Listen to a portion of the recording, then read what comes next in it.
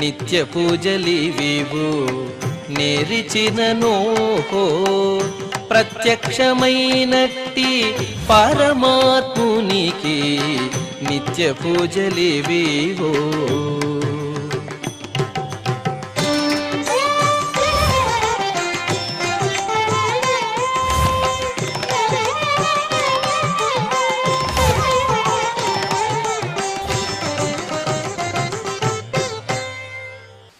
ఓం నమో వెంకటేశాయ. ఈరోజు శనివారము, శ్రీ విశ్వావసునామ సంవత్సరము, దక్షిణాయనము, వర్ష ఋతువు, శ్రావణ మాసము, శుక్లపక్షము, విద్య తిథి, ఆశ్లేష నక్షత్రము, జూలై 26, 2025.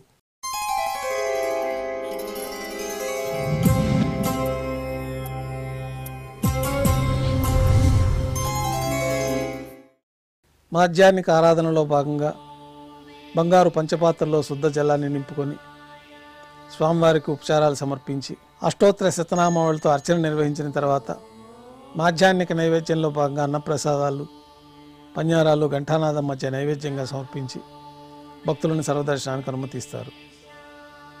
ఉభయ దేవేలతో శ్రీ మలయప్ప స్వామివారు మేళతాళాలతో ఊరేగింపుగా విమాన ప్రదక్షిణంగా సంపంగి ప్రాకారంలో కల కళ్యాణ మండపానికి చేరుకుంటారు. కళ్యాణోత్సవం ప్రారంభమవుతుంది.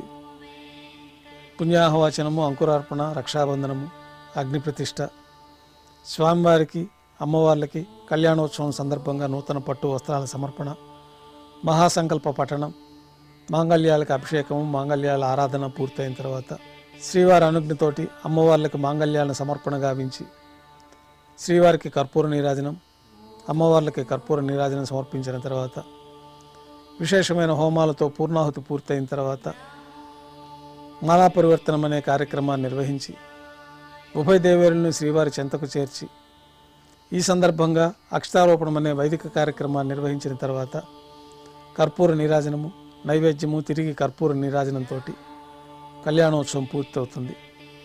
కళ్యాణోత్సవ భక్తుల దర్శనం అనంతరం ఉభయ దేవేలతో శ్రీ మలయప్ప స్వామివారు ఆలయం ధ్వజస్తంభం వద్ద కల అద్దాల మండపానికి చేరుకుంటారు.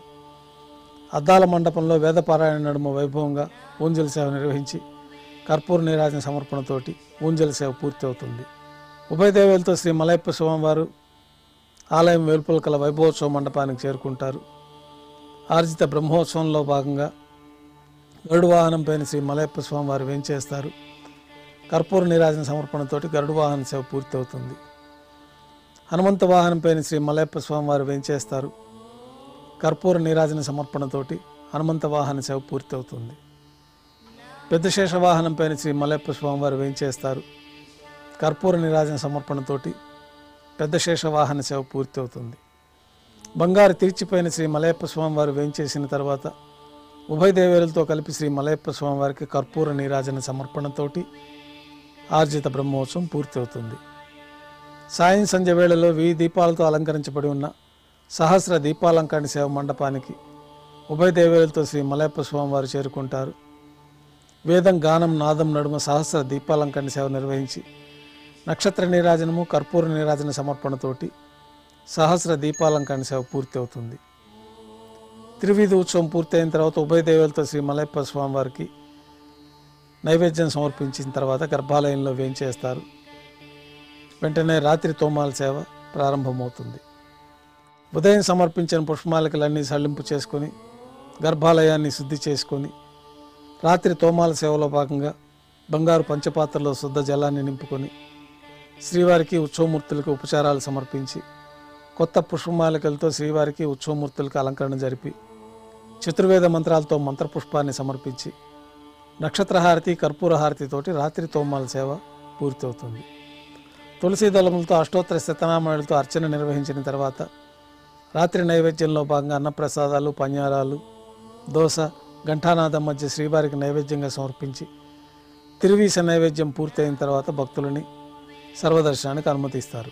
కొద్ది విరామం తర్వాత ఏకాంత సేవలో భాగంగా రాత్రి సమర్పించిన పుష్పమాలికలు సళ్లింపు చేసుకొని గర్భాలయాన్ని శుద్ధి చేసి బంగారు పంచపాత్రల్లో బ్రహ్మ తిరువారాధన కోసమై బంగారు బిందెలోని తీర్థాన్ని సమర్పించి ఏకాంత సేవలో భాగంగా కౌతుకభేరమైన శ్రీ భోగ శ్రీనివాసమూర్తి వారిని బంగారు పట్టు పాన్పు పైన వేంచేపు చేసి ఈ సందర్భంగా శ్రీ భోగ శ్రీనివాసమూర్తి వారికి దారోష్ణమైన గోక్షీరము, జీడిపప్పు, ద్రాక్ష, కలకండ కలిపిన మిశ్రమాన్ని నైవేద్యంగా సమర్పించి కర్పూర నీరాజనంతో ఏకాంత సేవ పూర్తి అవుతుంది. ఓం నమో వెంకటేశాయ.